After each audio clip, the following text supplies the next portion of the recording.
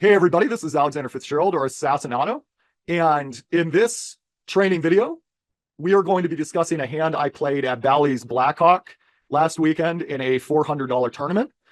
And you have about 79 big blinds here with 9 of spades, 10 of diamonds. Cutoff has opened, and Cutoff has been very loose aggressive the entire day. Much more casual player, but however, it seems like he's playing for fun.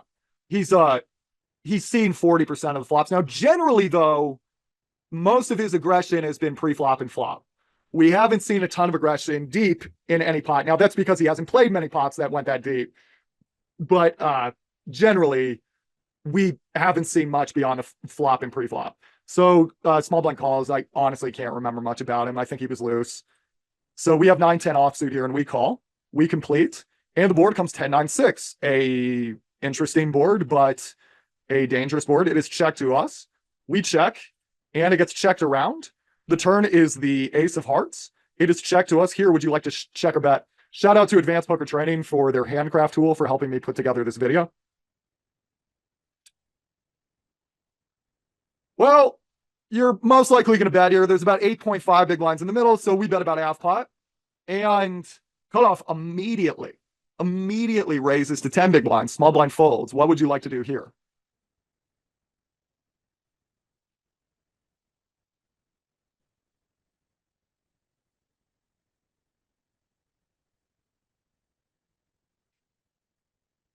That is time. We call. The river comes the 4 of hearts. You have 9-10 offsuit. The final board is 10 of hearts, 9 of clubs, 6 of diamonds, ace of hearts, 4 of hearts. You check, and he fires 21 big blinds into the pot. The pot now is 50 big blinds total. What would you like to do here with your 9-10? Take a few seconds. Pause if you need more time.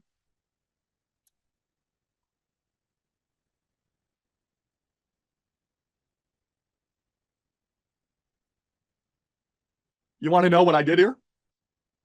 Nothing. I don't have enough information yet. I'm pretty sure I'm going to fold at this point, but this is live poker in the United States.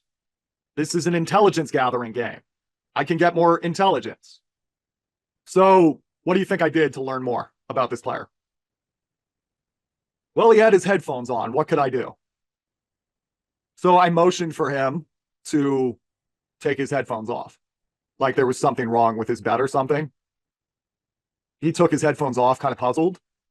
And I said, how's your day going? So the kid, 2 to my right, bursts out laughing. And the guy goes, I guess my day's going well. How's your day going? He said, like, my day's going well, like just like that, right? Just very confused by the question. And then he goes, how's your day going? Just, people are very friendly here in Colorado. And when people are responding to pleasantries, as they've been taught to do since they were young, they don't realize how much they give off. So he said, how's your day going? He returns the question. I go, it's going better now. And I folded. So the reason I said that slight, and I actually kind of said it more jokingly, I said, it's going well now. And then I folded. And I did that because if you're just if there's a little gamesmanship like that, if they were bluffing, let's say this is queen jack off, I'm going to get to see it every single time. He's going to show it to me and go, haha. And that's fine. I actually want to see if it was a bluff because I want to see what I'll probably play with this guy again. I want to see what his disposition was like when he was bluffing. So that's actually more information. Now, I'm pretty sure I'm going to fold here anyway, but why not get more information while I'm there? So now the reason I'm more inclined to fold there is for most recreational players, and I thought this guy was more there for a good time, not a long time. He looked like he was having fun. Most recreational players, when they're bluffing, they're a little nervous. So when they're trying to talk to you, it's a little bit more halting. It's a little bit less natural. You'll see what I mean if you give yourself a chance to talk on some rivers. And you don't have to, I think I got told I'd get a penalty if I asked if I fold will you show. So I avoided that. I believe I've asked that in that room. They told me don't do that. So how's your day going? I like because people aren't expecting it and you tend to get really genuine reactions. And some people can be natural when they're bluffing, but a lot of people struggle with it. So honestly, I was probably going to fold here anyway, but I figured, okay, I'll take my time. If I see something just glaringly obvious, like if the whole table knows this guy's bluffing after I talk to him a bit, by all means, I'll call. But I was probably going to fold here because if we put this together, so here's the fold. If we put this together with contextual clues, though, most likely we're not doing well. So he checks back on the flop. That's a very coordinated board.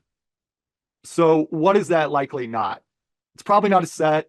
This guy, this was also, I forgot to bring this up. This guy also smooth called after there was a pre-flop. I mean, it's still probably a fold, but adding this detail would have made it a little easier.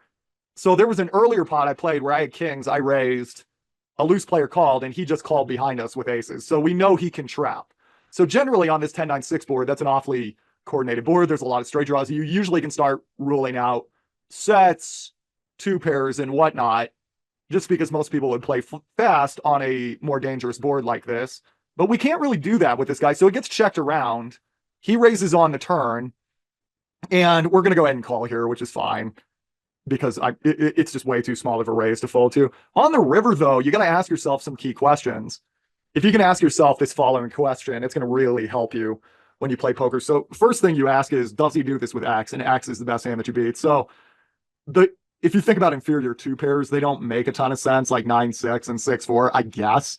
That could happen some percentage of the time, sure. What you're mostly hoping for here is this is a recreational player that's really overvaluing an ace-king, an ace-queen. In my opinion, though, you can't really bank on that too much because a lot of people get really tentative when that flush draw comes in on the river. So I'm not in love with counting those combinations. The second question you got to ask yourself is this a misdraw? Most bluffs are misdraws. People have a lot of equity. They're super excited. They miss all that equity. They're very pissed off. And then they try to snatch victory from the jaws of defeat. The problem you have here is obviously the flush draw came in on the river. So even if he was bluffing with a flush draw on the turn, he just got there. And Queen Jack, you would think would get bet some percentage of the time on the flop.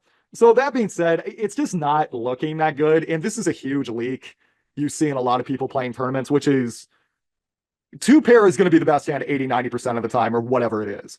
But that doesn't mean it's the best hand 100% of the time. Two pair is a very strong hand in no limit hold'em. It's very hard to make two pair when you're trying to match two cards with three.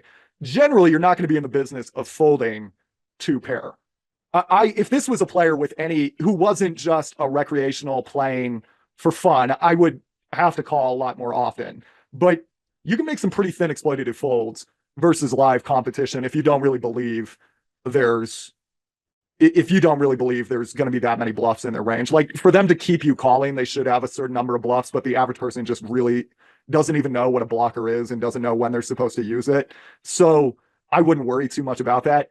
I really felt like I was grasping at straws here. He looked fairly comfortable after I did do the fold with the playful little, my day's going better now, and then the insta fold.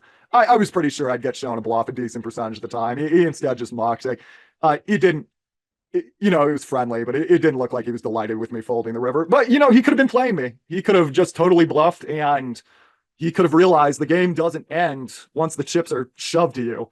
People get a lot of information after the pot is over. People give things away. He could have just kept his game face on, and then I could have just made a really bad fold here. That's totally possible. But I felt really good about this decision, and I liked how I broke down this hand in the moment. All right, guys, that's it for this one. If you want more content just like this, go to pokerheadrush.com. That website, one more time, pokerheadrush.com. Oh, also, if you want a free full-length training pack, go into the information section of this video. There's a training package you can get for free on how to triple barrel bluff.